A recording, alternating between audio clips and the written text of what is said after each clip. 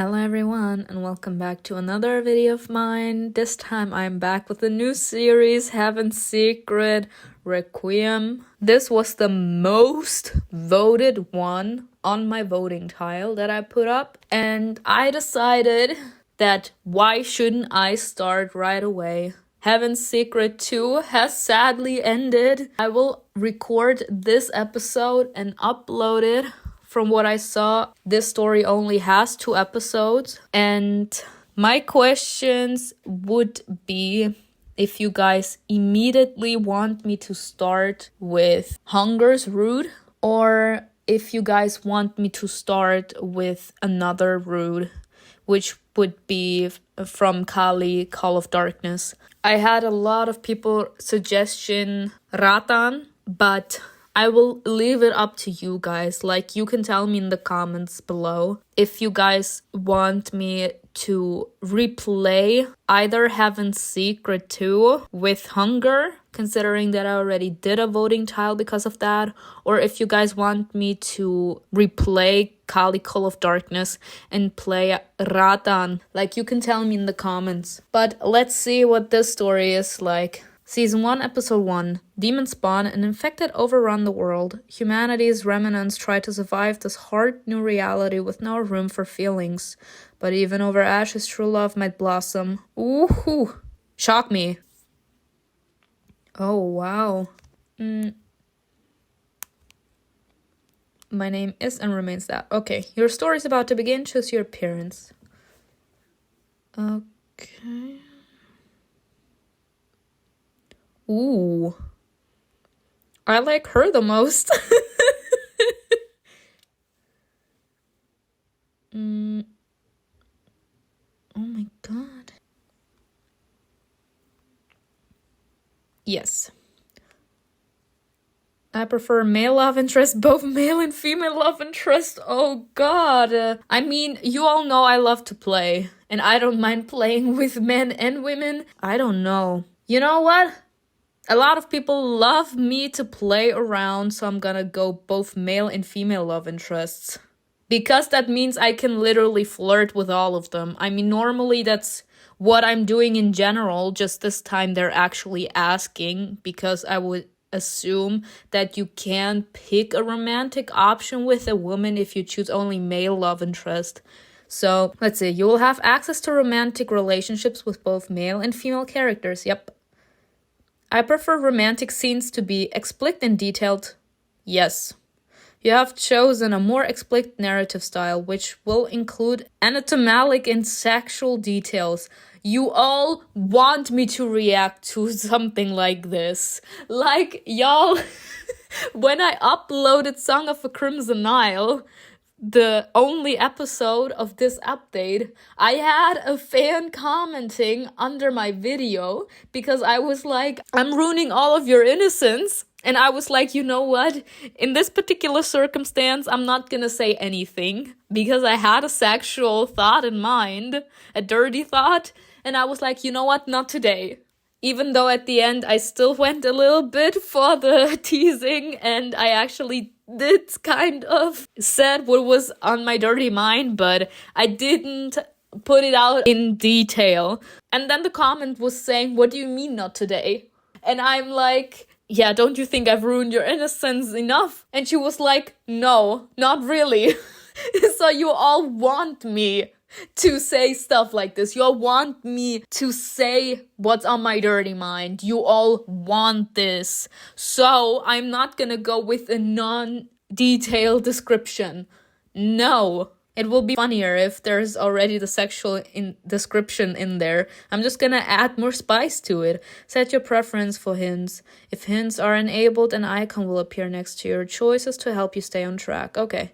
Choices that affect romantic relationships will be marked with a heart icon. Okay, why not? You have decided to enable hints. Icons indicating certain paths will appear next to the corresponding choices. Your preferences have been saved. These can't be changed once the story begins. Are you ready? Yes. Oh, wow. Oh my god. We dead. We died. Oh, y'all, what is this? Is this a blood sacrifice? Y'all, this is the sign for hell.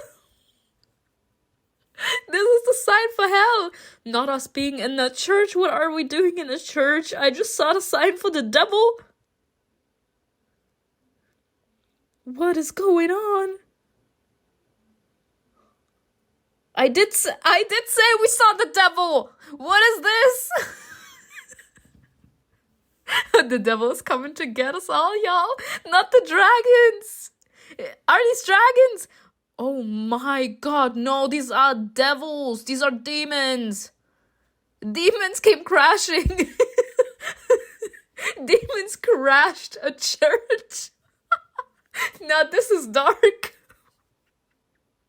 Goodbye. Oh my god, they literally said screw off church. We are the rulers now. Damn, nice animation though. Now I'm hyped.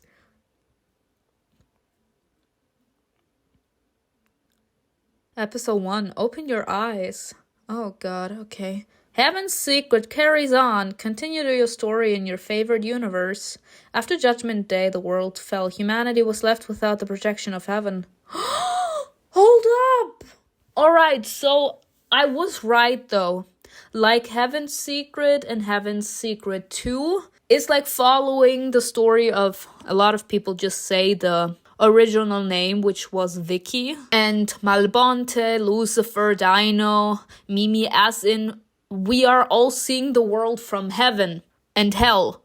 Now we are, after what happened with the Mother of Life and the world being destroyed because of the fight with the Mother of Life, as in after Sifa Malum got the control and there are demons running all over the world, we are now playing as a human in the human realm. So we are not in heaven right now, but this still plays in the universe of Heaven's Secret.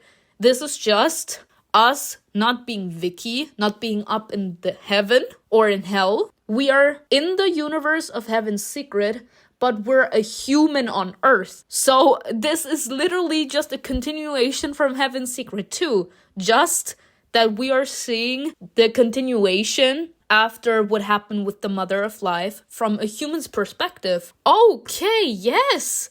After Judgment Day, the world fell. Humanity was left without the protection of heaven. However, those accustomed to hardship and strife continued to fight. Bye. Like, I'm actually shocked. You need to warn a bitch, ladies and gentlemen! 3 years ago, the Siberia military research base, known for its secret research, collapsed underground for reasons unknown. I can't with the sign. Like, this is the sign of the devil, y'all. This is the sign of the devil. Among the most important research was translating the Book of the Apocalypse. This relic of the immortals contained the power to save humanity.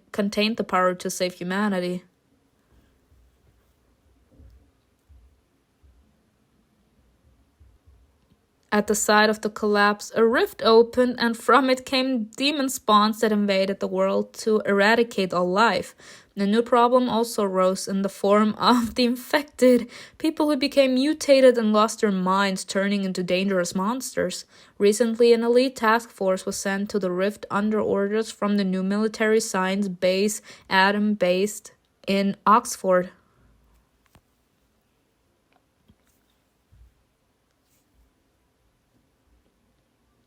Their mission was to investigate the cause of the disaster and find the Book of the Apocalypse in the snowy ruins.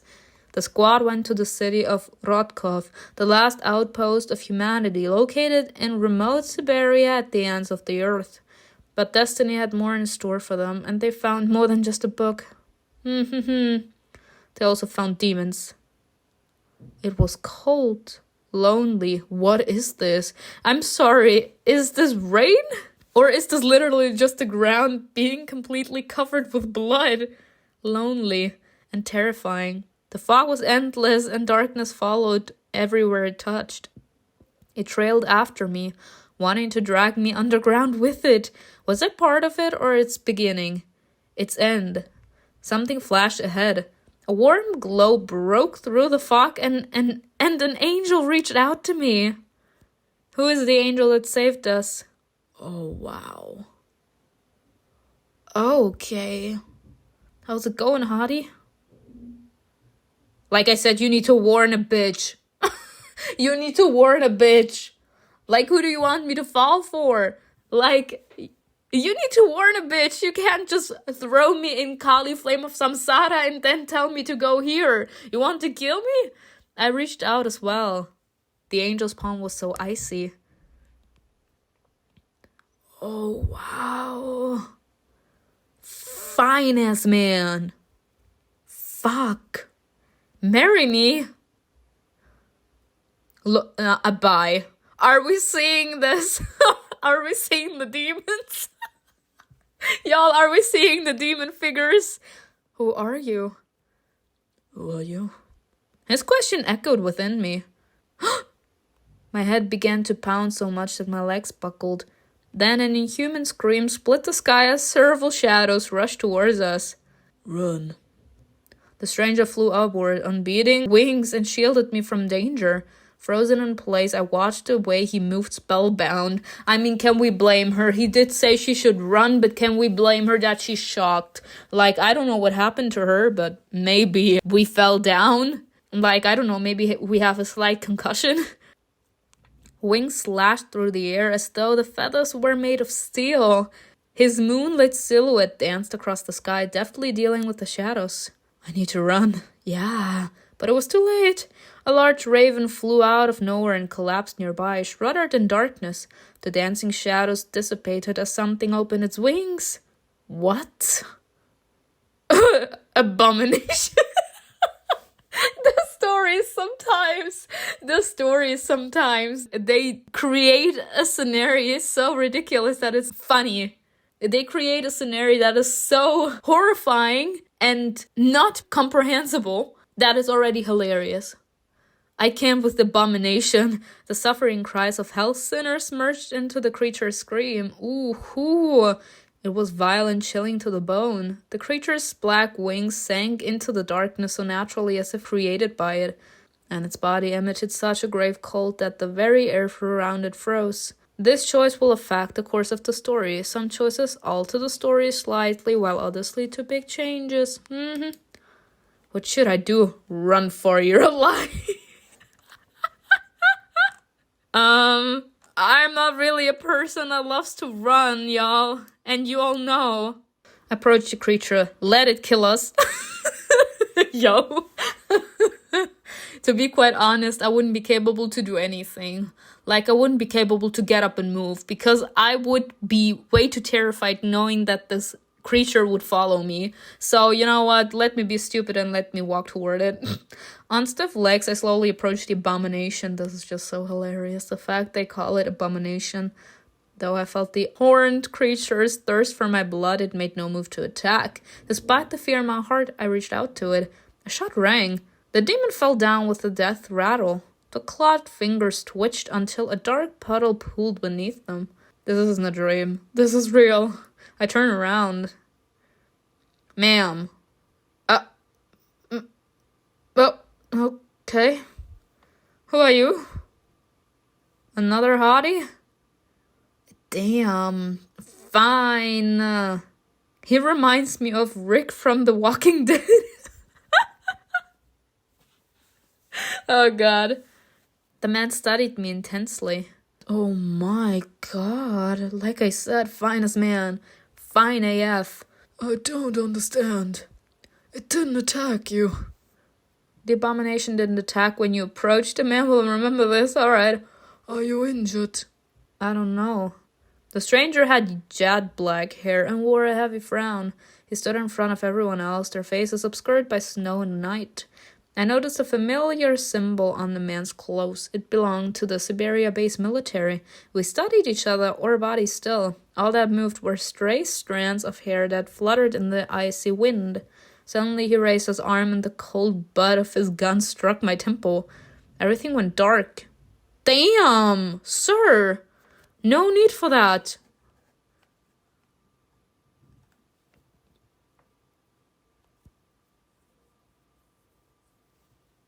Abruptly, I opened my eyes and breathed deep. It felt like all the air had been sucked out of my lungs.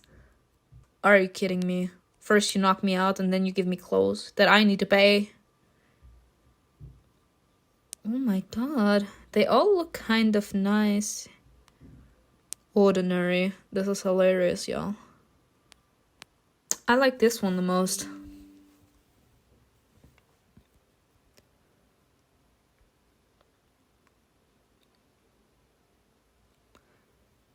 I just chose those beautiful here.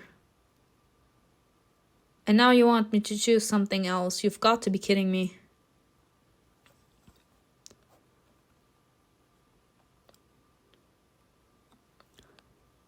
I lay on my side facing the back of a small sofa covered by a light blanket. Everything around me was unfamiliar, alien, and lifeless. Damn it. My head is killing me. To be quite honest, as soon as I would see him, I would be smacking the shit out of this man. Like, what the hell was that? You had no right to literally point your rifle at my head and knock me out. I remembered how I awoke to a strange rift, surrounded by even stranger creatures. The memory is fragmented, though they were cast a search of older ones. The corridors of a military research base bathed in green lights, where endless hours were spent reading books. It felt like the past was locked behind doors, and when I reached out to peer inside, they moved away from me. I need to find out what happened. But it wasn't just the past that worried me. Even in the present, something felt wrong with me. It was as though something was taken away from me. Pieces of my mind that made me. And my soul was an endless wasteland where shallow waters reflected a gloomy sky, and I stood alone in its center, surrounded by loneliness, cold, and fear. The memory of dead creature flashed before my eyes, and I shuddered. What the hell's going on here? I examined myself. Someone changed my clothes. My body ached, but I still managed to turn over. Who changed me? Finest, man. Oh, God. Take me. I went still. The man who saved me from the rift sat in front of me. Is he sleeping? The immortals are working alongside us now. He was still like a perfect sculpture. Only the movement of his chest as he breathed proved that he wasn't one. Eyes closed, the stranger dozed. Should I run away? Where would I go? No, there's no need to rush. I didn't notice any weapons on him, but my anxiety rose regardless. Maybe he doesn't see me as a threat. To him, I'm completely harmless. He saved me, right? I need to find out what's going on. Look at him. Oh, that's nice. Like there's like this small thing that shows that this is capable to make this man's heart flutter. The stranger sat in a chair with his legs crossed and arms folded across his chest.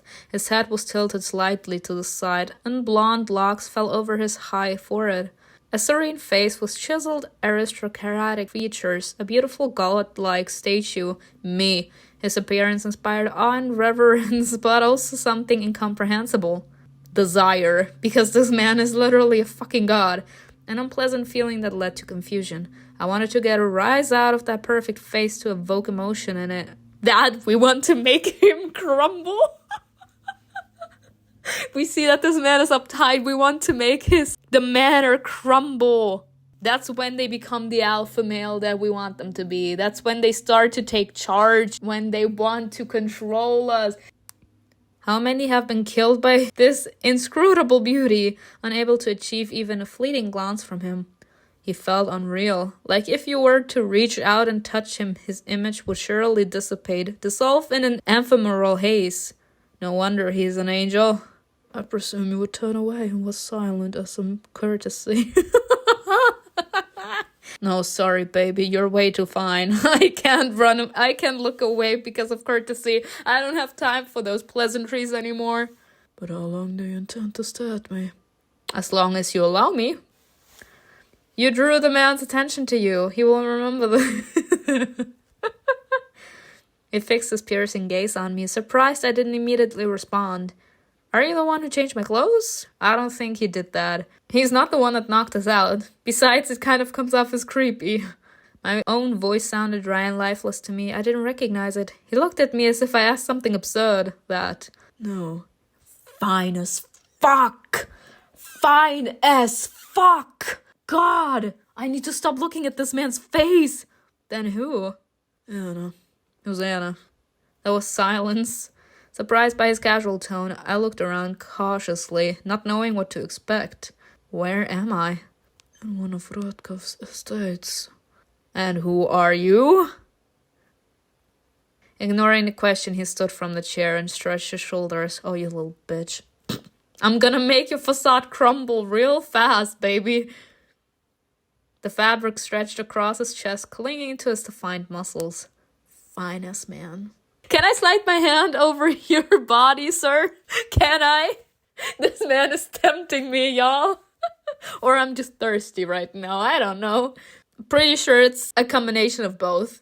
The man not only had a perfect face, but a toned, athletic figure as well. They are tempting me way too much. Can I just, slide my hand over your upper body, over your little friend, between your legs? I will make you feel good, don't worry. Thank you for saving me. You're welcome. It was necessary. Sometimes you immediately dislike someone upon meeting them, but at the same time, something about them captivates your attention. It doesn't matter if it's animosity, attraction, or a desire for friendship. You just want to capture their interest. Oh, yeah. They change and fill the atmosphere when they enter a room, and you realize that you will never forget the look of them again. The special aura. The man went to the window and pulled back the curtain, peering out into the horizon. I swallowed. Me. How are you feeling? I don't know. I can't even remember how I ended up here. He towered over me, looking down with a bored expression. Sir, if I'm boring you so much, then why are you still here? You can leave. Bye. All right, get up. I'll take you to the general. Why? He'll answer your questions. What if I want to talk to your sorry ass? If I would have wanted to talk to him and ask him questions, I would have asked about him. We went to a building nearby. It was snowy, and the only thing I could see was the stranger's back as he walked in front of me. The general's office was located on the second floor. The air inside was cool. Thank you, Cain. My companion gave me the barest nod and left, closing the door behind him. I stood still in the middle of the room. The man who sat before me was the same one that struck me with the gun. As soon as I saw him, my temple throbbed painfully. Dimitri. Will you sit down? No. I will smack you. That's what I'm gonna do. My ears rang from tension. I sat down on the chair and covered one trembling hand with the other. Don't be afraid. We mean you no harm. I could believe that if you wouldn't have struck me with your fucking rifle, sir. You hit me. Why? I wouldn't have resisted. There was little time. I couldn't risk revealing our location. Revealing it to me? I'm just a lab assistant. He leaned back in his chair and tiredly massaged the bridge of his nose. Just a lab assistant. He pulled my badge out of his pocket and carelessly threw it on the desk toward me. Damn, I didn't take it off. Since when did assistants have passes to a closed secret facility, Miss Simona?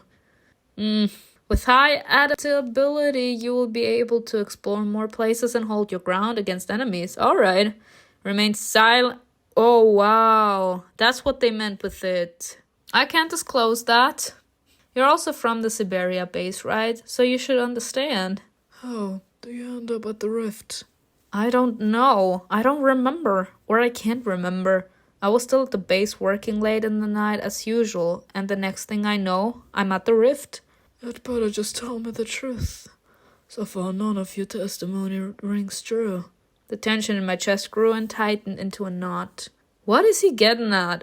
Ask the other survivors, why don't you? I'm not lying. Dimitri looked at me with a long, heavy gaze. Then he sighed and tightly closed his eyes. His tone grew darker. What he said next was difficult for him to say. Everyone else is dead. They were buried under the rubble, as were you. What? Simona, you were listed as killed in an accident in Siberia. Until yesterday, that is.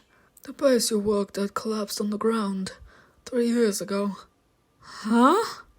He studied me intently again. His scrutiny pierced and scored my consciousness, searching for any confirmation of his suspicions. I wanted to turn away, but resisted the urge. So who are you, Simona?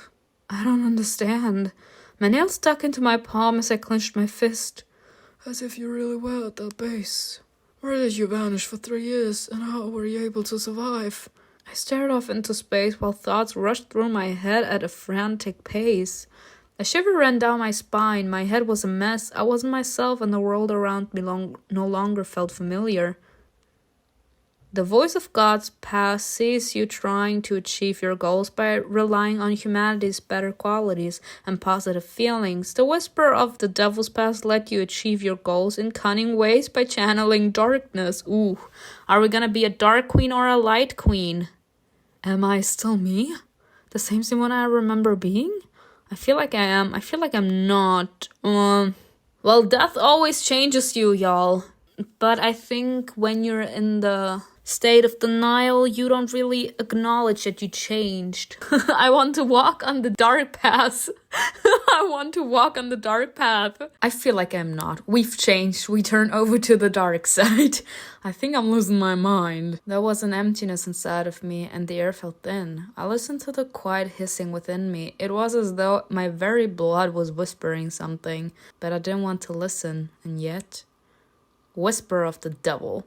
What does it all mean? How could I forget 3 years? He could be lying. The general scribbled something down on a piece of paper, then slammed the folder shut before throwing it to the edge of the desk. Sir, a little bit more respect. Like we're the ones that need to find out what happened, that we were capable to literally erase 3 years from our mind. My instinct screamed at me in a warning, but I didn't hear it. Though I tried to calm the tension rising within me, my panicking brain demanded action. And to be quite honest, I have the feeling I would have said I don't feel like myself as well. Because, like, letting the entire situation sink in. We are a human being, and 3 years of our life literally have been erased from our subconscious. We do not remember 3 years, and... you actually expect that we're gonna be capable to completely be fine after that and feel like that we have our sanity still? No, we lost that sanity. Like, just by the thought of that realization, we don't feel like ourselves anymore. Like, am I crazy? Like, what happened? It's 3 years. It's not like 2 days or something, like being in a soft coma or being extremely tired that you sleep a long time. It's been 3 years. Like, what happened in those 3 years that we can't remember it? I snatched an empty glass and broke it on the desk. Then I held it before me, the sharp edges pointed forward. Dimitri remained still, even relaxed and unarmed. He cut an impressive figure, one far more dangerous than mine. You aren't making any sense. I will only trust someone I personally know. Now let me out. I want to return to base. We have constructed a memorial for all those killed in Siberia in the city's cemetery. You can go and see for yourself later. Suddenly he stood and grabbed my hand. Sir, hands off. You can only touch me with consent. Calm down. I tried to pull away, put the glass back. At this point, I'm not putting down the weapon until this bitch lets go of me. We do not know him. And the fact that he put a rifle at her head and made us black out, when he could have literally talked to us nicely, we would have still went with him. And his only excuse was, yeah, we had no time to waste. No, like, you stay where you are, considering the fact that he doesn't actually want to give us a real explanation to anything that's going on right now. Try to pull away. Like, I'm not putting down the shard of glass. I'm not willing to trust you that much yet. Hands off. With gritted teeth, I tried to break free. Dimitri did not budge, and his grip only tightened. I told you everything is fine. And I'm sorry if I don't believe your bullshit. Let go of the glass. No, you let go of me, I let go of the glass. Let go of me first. I do not know you. Like, this is... Y'all, like I did say... I want to be manhandled, but I don't mean in a literal way. I don't really want to be manhandled, because manhandling is painful. Like, this is when a man, considering the fact that sadly men are just stronger naturally than women. Women have like their voices, men have their physical strength. They are stronger than women. And being manhandled means that they are actually capable to use their physical strength to, in a certain sense, push you around as a woman. I don't actually mean being manhandled. Like, a lot of you already were capable to like put the pieces together that I like being dominated. And that's what I mean with being manhandled. As in, this has to do more like with sexual pleasure and lust. When I say stuff like that, I don't actually mean that I want to be manhandled. We do not know this man, and yes, he's fine AF. But I said it in so many reactions as well. If your attitude is trash, it doesn't matter how hot you are. I can work with you. Because I fall in love first with the soul of a person. If your personality is trash, we won't get along. I won't be capable to actually fall in love with you. I don't like your personality. I first fall in love and find liking in your personality. And that's when I will be capable to fall in love with your physique. That's like it with me.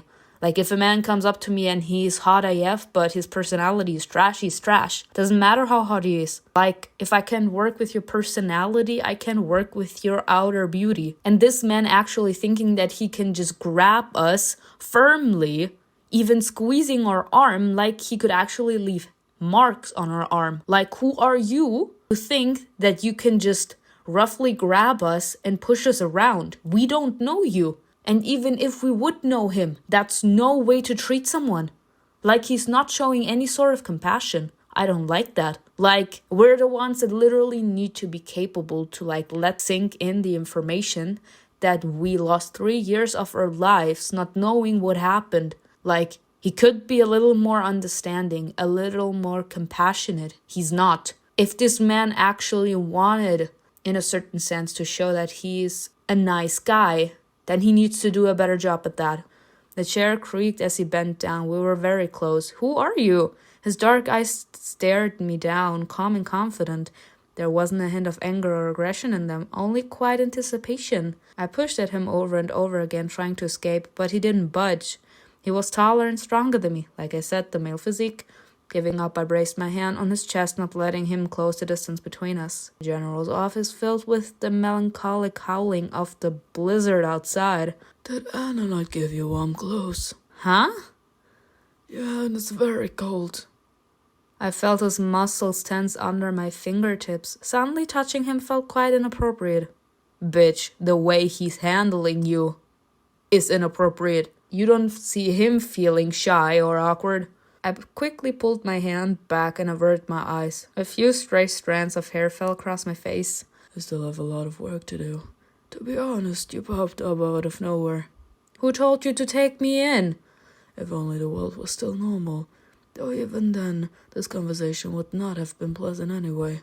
Let go of the glass and let's continue this calmly. My patience has its limits. And so does mine. Hands off, and I will lay down the glass. I went, still feeling a cold tear roll down my cheek. Yeah, we're scared. Like, this bitch has no compassion. Oh, I feel bad for her. Poor her. Why? Why am I crying? Because we feel exasperated with this situation. Like when you are at your wits' ends. Like she must feel so alone. Like the people she was with. Maybe she was even close with the people she was working with. They are all dead. They died after the explosion and everything. Like, they died 3 years ago. She has been presumed dead for 3 years, but she's not. Like, everything she knew, everyone she loved is dead, is gone. And then you meet people that treat you like this. Like, you feel very desperate, frustrated. Like, you want answers, you want to find reasons why this happened. And the people around you don't even give you the time to process what has happened to you. It makes you feel frustrated. And if you feel all that frustration, all that anger and resentment, all that sadness, you start crying. What? With a gentle touch, she carefully brushed a strand of hair out of my face. I raised my head and met his surprised gaze. Yeah. Dimitri will remember the expression on your face for a long time. He better remember it. It better burn in his mind. Like, you need to know how to treat people. Like, I understand he's supposed to be like the general of that base, as in the head. And it's okay that he shows that he will not allow himself to be pushed around. But show a little bit of compassion. Like, he actually shows the signs of someone that wants to show that he's one of the good guys. And he wants to save people that actually manage to survive all that outburst that happened because of the destruction of the mother of life. Like, you need to show a bit of humanity. Like, not everyone will be capable to accept everything at the same pace like you maybe were capable to accept. Like, you need to give people time. I felt no pain, no fear, no horror. But the tears kept flowing as though my soul had died, and only my body could remember what it was to be human. Tears streamed down my cheeks, and the cold tracks chilled my skin. I'm only a bit worried. What am I crying for? There was a subtle undercurrent of concern in his voice. What's the matter? Slowly I unclenched my fingers and the glass fell to the floor with a clink. I wiped my face with my free hand. There was no survivors at the base, but we were able to create a new base in Oxford to replace the barrier. My squad is from there. There you can find information about your family and loved ones. We'll be going back there today. You'll be coming with us. Having finally come to my senses, I knew I had to act. One more thing. Back at the rift, the abomination did not attack you. Why? Adaptability? How am I supposed to know? I don't know. I don't know what sort of creature that was or why I'm still alive. I don't remember anything at all. Can I go to the restroom? I need to wash my face. Dimitri nodded. For a second I hesitated, glancing at the folder at the edge of the desk. He wrote something in there, maybe something about me. Occasionally, you will encounter a fork in the story. The path you take will depend on either your accumulated adaptability or whether the voice of God or the whisper of the devil is stronger. Path of high adaptability. I only got 1 adaptability points, or am I wrong? I deliberately brushed against the folder with my hand to knock it over. We're like, oops, my bad. Now let me see what's in there. Sheets of white paper scattered across the floor. Oh, we're about to get hit. And I scrambled to pick them up one after another. There was information about the base collapse, strange printouts about demons, something about cults, and so on. I started to think I was mistaken when the sheet farthest from me caught my eye. A line was crossed out. She set up the collapse and was hiding all this time. Next came the entry. Motives? And the note. She's in shock. Something else is going on here. Excuse you? You think I'm involved in this somehow? You think I was capable to create that rift? As soon as I reached for it, however, a shoe blocked my hand. Yeah, he's like, you're not reading. Slowly raising my head, I met the general's withering gaze. I'll pick up the rest myself. The general nodded to a soldier who appeared at the entrance. The newcomer took me by the arm and unceremoniously led me to the restroom. Thank you, I guess. Closing the door behind me, I was finally able to breathe. Fortunately, all the stalls were empty. There's a window. It looks pretty low. A girl, you actually want to run out there. The room was drafty. Cold seeped inside from the window frame and into the warm air. Frost covered the edges of the mirrors, wrapping them in intricate frames. The door handle turned, and the tall woman with glasses entered. She smelled of crisp winter air. Hello. The sunbeam slowly glided across her strict profile, reflecting off her glasses, and then disappeared with a flash. Once again the restroom was plunged into darkness. Leaning back against the cracked tiles, the stranger silently crossed her arms and stared at me. They didn't want to leave me unguarded. I quickly glanced at the door. Don't you dare. And who are you to tell me I can leave? If they don't even trust me to go to the restroom by myself, then what's next? There's nothing stopping them from locking me up. I mean, I don't even know what to say to this situation. From one side, I understand what they mean. Technically, we were next to the rift. And Cain? I think his name was Cain. He was the one that saved us. But we were still next to the rift, so maybe they think we have something to do with it. And it would confirm with what this man wrote down about us. He thinks we're somehow involved in this. Maybe we summoned the rift in some certain way. So they are a little suspicious of us. But if they want us to cooperate and to actually be honest with them, they need to be a little less strict. Like, we're human beings, we're not animals in a cage. Like, you need to give me some space. Melting snow dripped rhythmically. The sound echoed off the walls. I leaned on the sink and looked at my reflection in the mirror. The dried tears tracks and the absent empty gaze on my face looked unnaturally foreboding. With a sigh, I turned the faucet, but nothing came out. Instead, a spider slowly crawled out of the drain. No, thank you. It moved along the sink with long black legs like sharpened needles. The boiler is only connected to the first tap, but don't use it too much while the scare is here. She hung her wet jacket on one of the doors and locked herself in one of the stalls. And who's gonna take care of that monster? Let us shoot some light beams at it. Heeding her advice, I went to the other tap. The water flowed and my hands sank into the pleasant warmth as steam rose above the sink. Through the steam, something sparkled. In an empty soap dish lay a silver cross. Take it. Don't risk it now, take it. We're all in for taking risks. A new piece of jewelry has been added to your wardrobe, thank you. So what should I do? Leave with them? Or should I run away and try to figure out what's going on myself? Relying on strangers is risky. I need to get out. I looked over the dark corner where the stranger was. A heavy atmosphere spread out from it, filling the entire room. I won't get another chance like this. Oh, girl, you can't jump out of the window. The running water drowned out all other sounds. My steps were silent. After carefully going through the woman's jacket, I found an empty notebook and put it in my pocket. Why would she need a notebook? Then I took off my belt and wrapped it around the handles of the neighboring stalls, blocking her exit. Hopefully she doesn't start trying to break out too soon. My breathing quickened from the adrenaline with fingers stiff from the cold. I tried to open the frozen window as quietly as possible. Finally, the frame gave way and an icy gust of wind blew at me. It's so cold. Pushing off from the floor, I climbed through the window and stood on the stone edge. This woman. Wow.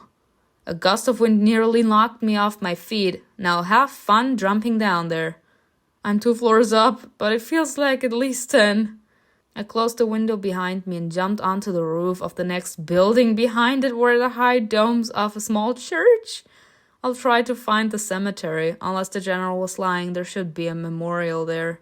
Climbing along the tiny ledges, I reached the enormous golden dome and hid behind it. I glanced down. A view of the city main square opened up below me. Framed by simple box-like buildings, the site encompassed the entire lives of the locals, fitting everything into its meager territory. Several luxurious buildings stood out from the rest, their elegance and flashiness flecked with snow. The other buildings weren't especially unique, but their gloomy mysteriousness was intriguing in its own way. A girl, like you do be in the know that this man in there had wings, right? We don't know, maybe. Maybe Dimitri is a demon or he's an incubus. I mean, how are we supposed to know? We know that Lucifer played with them. I don't see any military around. If I'm right, the cemetery is behind the houses across the street. I just need to blend in with the crowd and get there. The small shadows below me moved in and around the crowd. The city lived and breathed no matter what. From my hiding place behind the dome, I heard the sound of a window cracking open. I need to hurry. The ice that covered the ledge had begun to melt from the heat of my palms. My hand slipped and I lost my support. My hair flew around in the wind. The snowflakes froze in mid-air before rushing in the opposite direction. I fell. I heard the sound of fluttering wings and a faint jingling like the ringing of bells. Opening my eyes, I saw him again. Snowflakes fell from the clear sky and scattered on the marble feathers of an angel. The whiteness was blinding. This man always there. This man always between my legs. Like, what is this man doing? He's literally always there. Always in the way. And for the people that actually are asking why I said between my legs, there is this saying in Italian where you say tra i piedi. And translated into English, it actually means he's between my legs.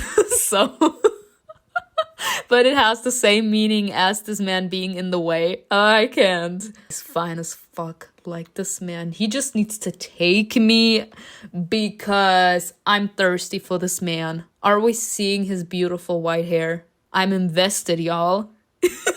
I'm invested. I didn't know you were mortal as well. This man. Cain caught me mid-fall and set me down with ease. His hand remained on my waist, keeping me close. Sir, why are you keeping your hand on my waist? Put it on my ass. Give me something I can work with here. Was it all for nothing? He won't let me go. Some choices are timed. Think fast. I need to think of something quickly. Break free. Slap him. Throw snow in the face. Slap him. I would have done it anyway because I wanted to smack Dimitri in the face, considering we couldn't smack him in the face and considering the fact that Cain left me high and dry 2 times. He deserved a smack. Focusing all my strength, I backhanded Cain across the face. We didn't just smack him with our hand. We backhanded him. That's even more painful. And that's a bitch slap, y'all. Pale skin bloomed red. My knuckles stung painfully. He touched his bleeding lip, confused. His bleeding lip? A red drop slid down. Damn! Is he turned on now? He's smiling. Cain is interested in you. Bitch, are you serious? I rushed to the square, pushing aside people in my path. This man likes when you're rough with him. Alright, this man wants me to take control. This will be a fight for control like Eamon and Eva. Damn. Like, this is my soulmate in the story. I won't be accepting anything else. Like Cain. I like Cain's attitude. He be pretending to be all a brat, but this man is into women that can talk back, that aren't intimidated by this man's beauty or this man's cold attitude. He likes women that stand up for themselves and then don't mind to hit him. He wants a woman that dominates him. He wants to be dominated, and sir, in due time. I tried to blend into the crowd as I made my way further. My breathing unsteady, I eventually stopped and looked back at the church.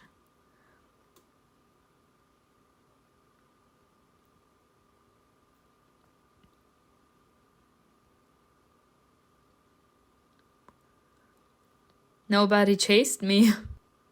The crowd led me to the fountain of the Weeping Maiden, which stood at the center of the square. I looked back at it. I had to keep running, but something inexplicably drew me to it. Unable to turn my eyes away, I broke away from the crowd and went closer. The sculpture looked so lifelike. It was airy.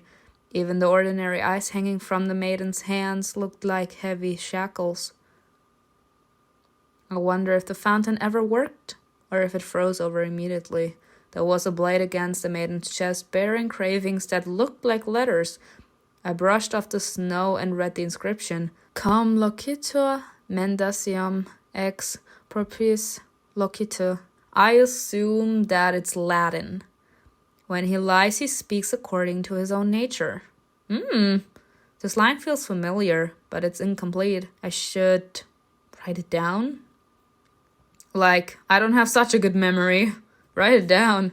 The cold keeps freezing the ink.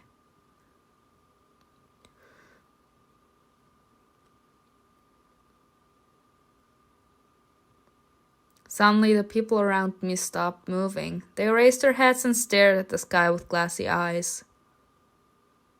Flocks of birds flew over the square, fleeing a wide wall, creeping over the horizon. Slowly, it crawled closer and closer. Voice from the crowd. The storm is coming, strong one. The animals feel it. The words pulled me away from the fountain. I hurried toward the cemetery once I got my bearings, and the maiden watched me go, as though in understanding.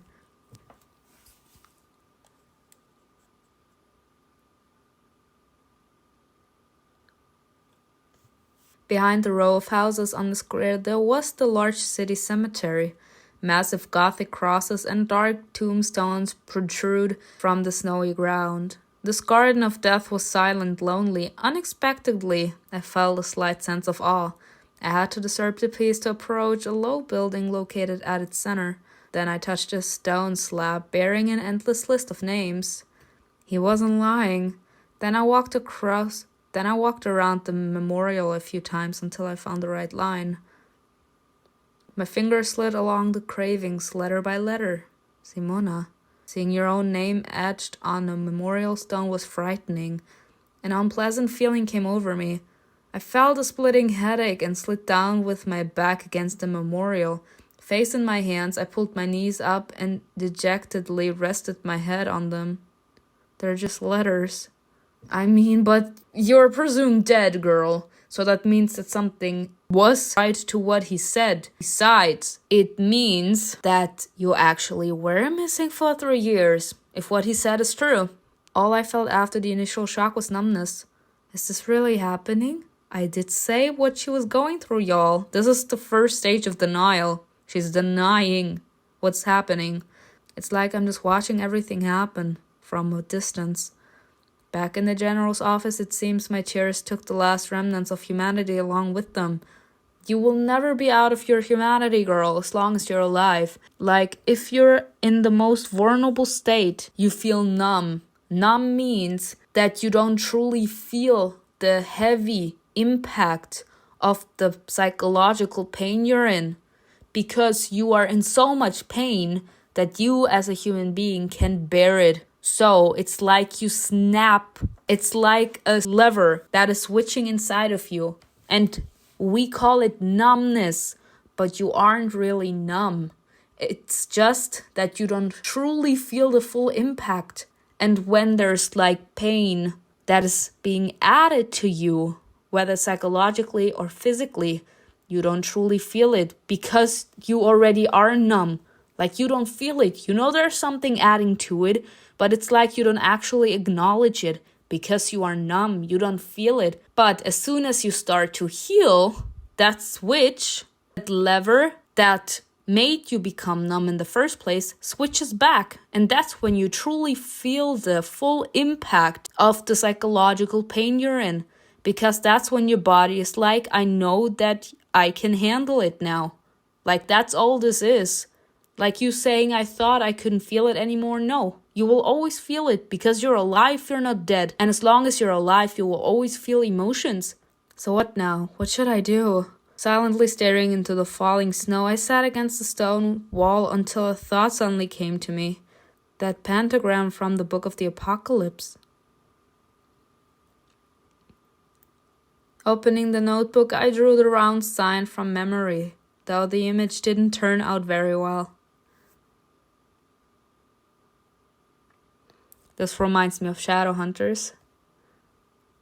Seeing this strange symbol is the last thing that I can remember. Maybe it has something to do with this whole situation.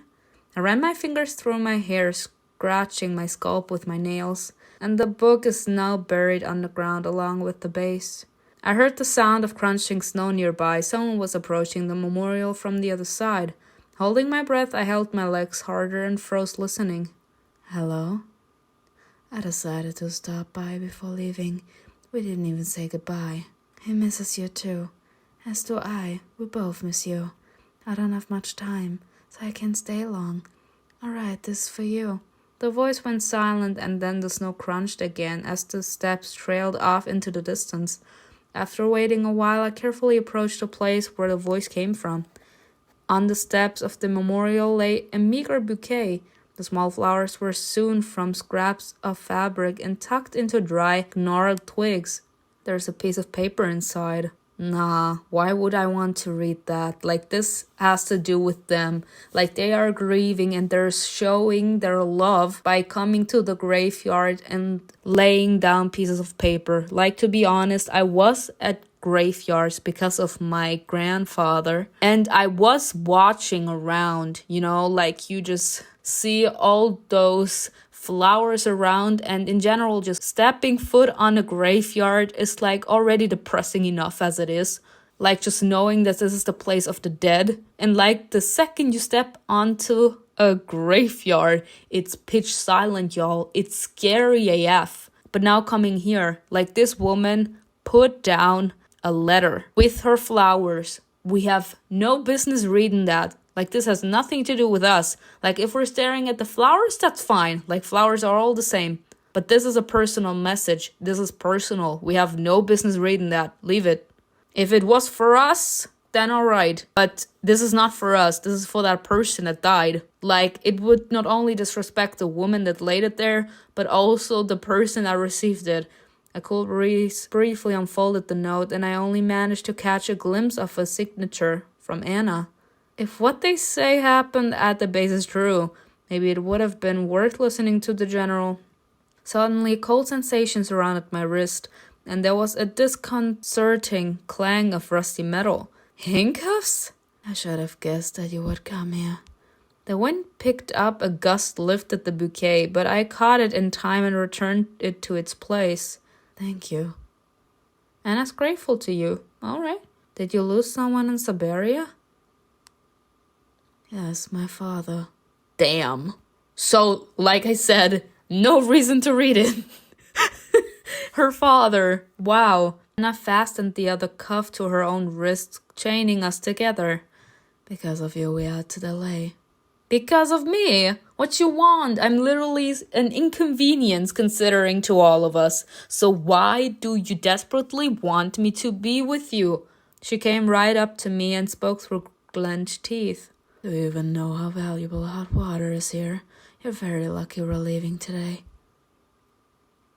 Let her be angry. At least she doesn't hide what she's thinking. That's safer than the demons other people hide behind their blank faces. That we appreciate honesty. Like I said, I like her. Like she has a nice mindset.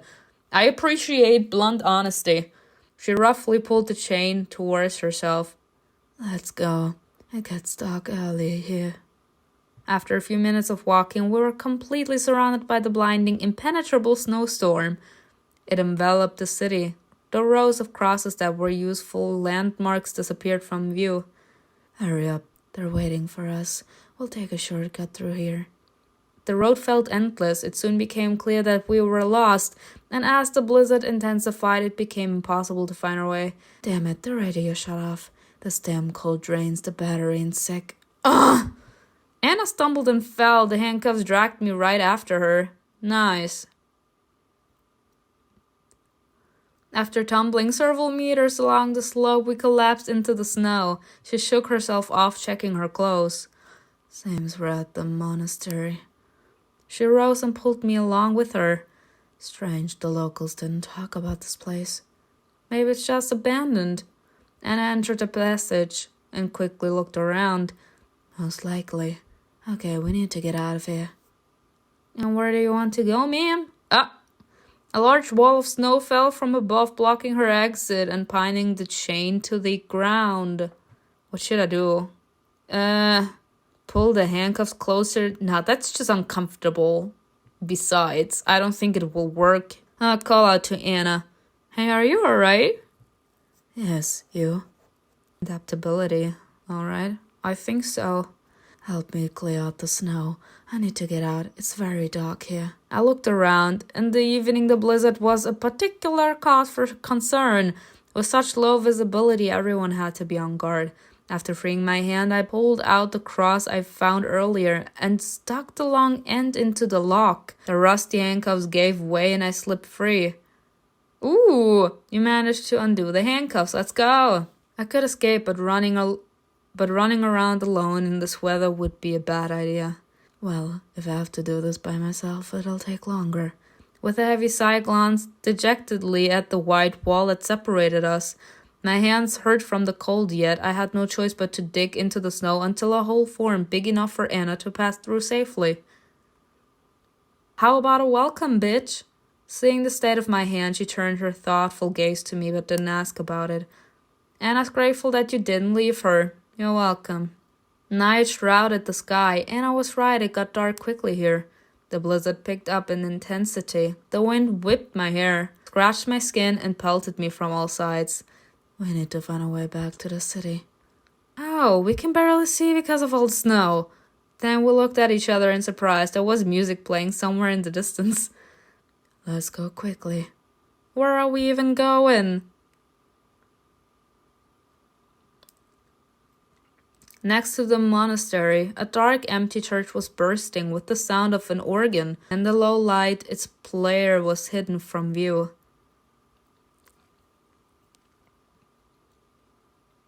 The room filled with heavy sounds, soulful notes that made my heart skip a beat. Faint moonlight streamed in through the long windows, working valiantly to dispel the darkness inside. And I walked ahead and I followed. Handsome, fine as man. His thin fingers slid over the keys. He's playing the piano? And occasionally his foot pressed down on the pedals, beating out the rhythm. Oh, I love him already. Like, I knew I loved him insanely much, but now, after you all are showing me that this man has a love for music, he my soulmate. Marry me. Listen. The beauty of the moment mesmerized me. Let me listen to this finest man. The coordination in his movements was hypnotizing. The angel's wings trembled as his body moved with the melody. Then he went still. Sensing us, he turned his head almost imperceptibly. What you smiling at? I jerked my eyes away, pretending to look around the church. We saw nothing. Love it. Like, this is just hilarious. Like, when you're in a movie, when you like see it in a movie and like you're staring at your crush and then the crush notices that someone is staring and he turns around and like sees you there and you like just move your head away, like you move it to all sorts of direction just to not look at him, and then he smiles because he knows you were staring. This is hilarious. Why are you here? Isn't it obvious? Because you're bad at your job. He's fine as fuck, y'all. I won't be capable to control myself. This man needs to leave. How can someone be so fine? I mean, this was a whip for her. Seems like not everyone in the squad enjoys each other's company. Dimitri said to find the girl. Alive or dead? Damn! He turned his eyes to me as he spoke the last word. Don't worry, you're just sitting here. Another whip for you. All the pews were empty. Scattered on the floor were countless books bearing images of demons, old scriptures, dictionaries, and reference files unknown to me. We're in the middle of a snowstorm. It was easier to draw you here than to search every corner of this vast territory. And I picked up one of the books. It hadn't even packed your things. He rose to his feet. He slowly approached us, his hypnotizing gaze fixed on Anna as he walked. Sir, walk to me like that. I imagine this man like trying to show that he's the alpha male and just making his presence very clear with every step he takes. God. That's hot. Cain stopped at the edge of the balcony and looked down at us. Not him being like, I show my superiority. Nah. His eyes flashed in the darkness. Dimitri won't have your back forever. I'm sorry, the fact that his eyes gaze red. I don't think the dino had that. He will stumble, make a mistake, and then he will need me.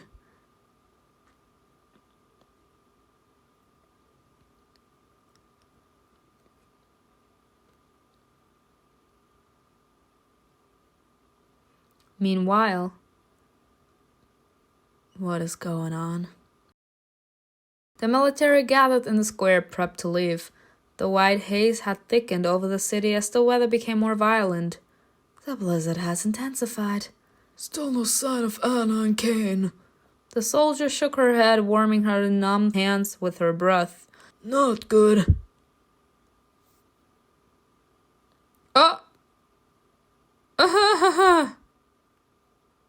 We said lightning strike, and suddenly the electricity is back. With a thunderous eruption, lightning struck straight into the carousel. The discharge triggered the mechanism. For a second, the flash of light illuminated everything as if it were daylight before it disappeared and left the crowd stunned. Lightning in winter? It's as if the higher powers don't want us to leave the city. Whether it is the work of the devil or the Lord himself is the question. The Lord is gone, sir. It only is there for the devil. A bright light illuminated the church. Huh? I froze. Huh? Open in front of me on the church pulpit lay the Book of the Apocalypse, and on one of the pages there was the sign I had sketched earlier. Seeing the book unlocked deeply held memories, and a dull pain suddenly filled my head. Are we getting our memories back? I fell to my knees, clutching my temples. Oh my god.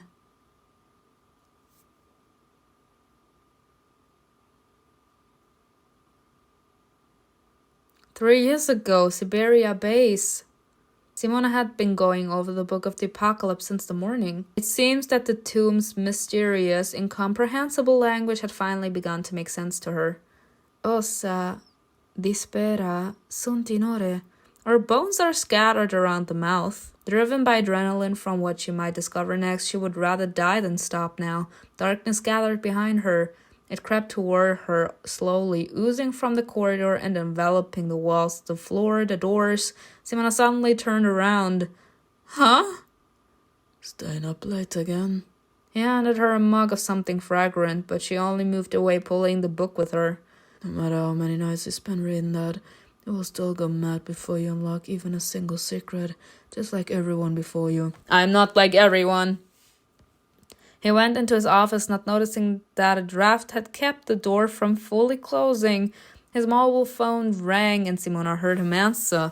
Notes of tension suddenly shook his calm tone. She listened closer. The lamp in the corridor flickered, then went out. The room became cold, dark, and unfamiliar.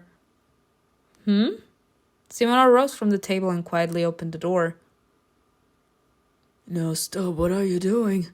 The sounds of struggle that followed his yell were silenced by a ringing shot. Siberia military research base went silent forever. He was killed. I would assume that he was attacked by a devil, as in one of those abominations, and that's when everything was silent forever. Damn. But I like the story.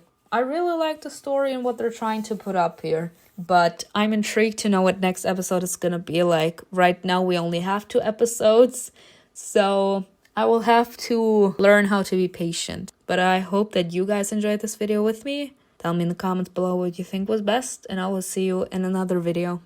Bye.